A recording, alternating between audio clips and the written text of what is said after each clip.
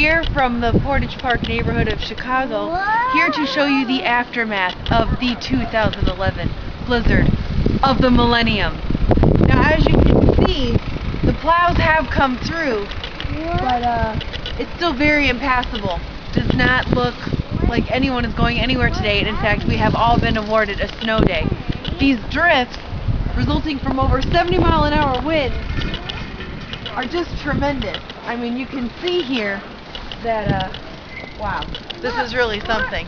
We've actually brought a 3-foot tall person here to demonstrate the size of these drifts.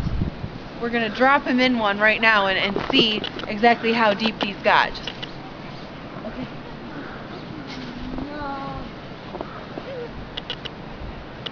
Get in there! Alright. It's a snow heaven! All right, let the shoveling begin. All right, let it begin. All right. See you, Schaeffers.